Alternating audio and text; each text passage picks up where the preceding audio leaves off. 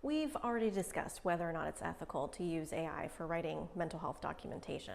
And spoiler alert, it depends. Check out the video that's linked below in the description or up here somewhere in a card if you want more info on that. Anyway, since we've already discussed the specific ethical concerns around using AI, let's get into the more practical pros and cons of using AI for your documentation. I'll also give you a little bit of my take on what I think it might be able to do in the future. Hi, I'm Dr. Maelisa McCaffrey, founder of the free Private Practice Paperwork Crash Course, and today I am going to review with you the pros and cons of using AI in your mental health documentation. Now, I have two disclaimers that are really important here. Number one, it is the end of 2023.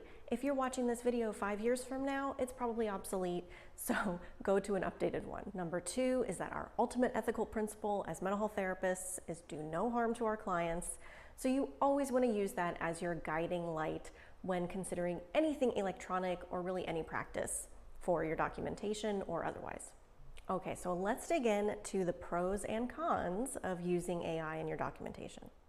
So pro number one of using AI is that it can help with a lot of your general practice needs. It can summarize and collate and collect and organize data way faster than you could ever dream. Just remember, you do always have to fact check it though. So for example, maybe you want to create a list of the emergency services in your local area. Or maybe you're a telehealth therapist and you see clients all over the state and you're not sure about each individual county and what they offer. Well, you can ask AI to collate that information for you and it'll create a beautifully organized list of all the services in that area. So then you can spend 10 or 15 minutes just fact checking, confirming that all the information is accurate, instead of spending an hour going through and finding it all and organizing it neatly. And if you want to think about other resources for your clients, the possibilities are endless. You could ask AI to generate a list of mindfulness exercises, a list of meditations for your clients, a list of affirmations, a list of homework exercises. Whatever it is that you often want to give your clients, ask AI to give you more. You can even use AI for things like starting off a blog post.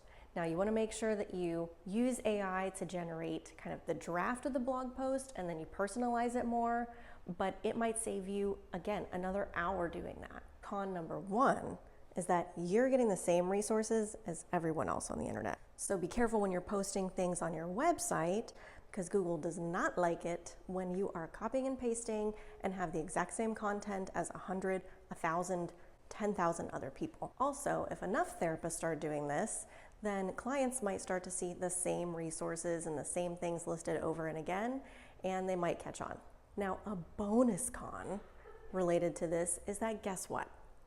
AI hallucinates. Yes, AI uses all of the information that's fed to it, including inaccurate information. And AI's ultimate goal is to generate information. So if you force it to continue down a path that it doesn't know where to go, it will just start making things up. Its job is to generate info, even if it's not there. So pro number two for using AI is that it can actually improve your client care. So if you're using a HIPAA compliant AI service, it could potentially review your client documents, all of the progress notes. It could identify patterns. It could audit those files for you and let you know if something is missing. It could identify medical necessity criteria if you tell it to do that. It could make sure that treatment goals align with diagnoses. Again, the possibilities here are really endless. You might even ask AI to look for basic things that are missing in your client file, which is something I recommend people do on a quarterly basis. So if you could use AI to do that for you, and again, you're just spending a few minutes reviewing what it tells you to make sure it's accurate, that might save you another few hours. AI could also help you identify progress that your client's making by looking at the notes over time and tracking that for you. And it might help you identify some potential next steps to take.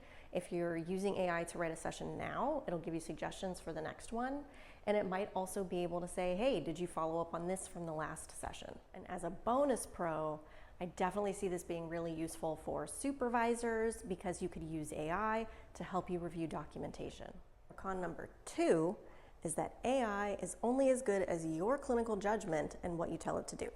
So for example, if you use an AI to write a progress note, but that AI hasn't actually heard your session or know what happens, then it might just give you the same progress note it's already given 1,000 other therapists today. And if you forget to tell it something, it doesn't know. So then that information is just missing. It's relying on you to know what's important. So you have to write down that information regardless.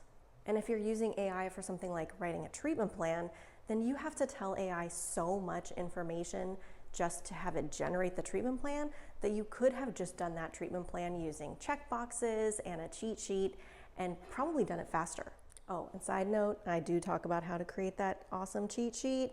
So we'll link that video below and you can just click in the description and go check that one out. And lastly, even if you do use one of the paid AI services, is that AI system picking out information that meets medical necessity so that your insurance company can clearly see that if they ever need to see the notes?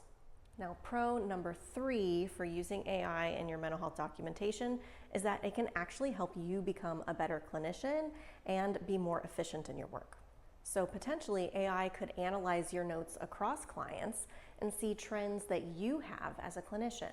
So that could be things like common interventions you use, common topics you discuss with clients, and it can help you see the progress that you're making with people in a more observable and objective way.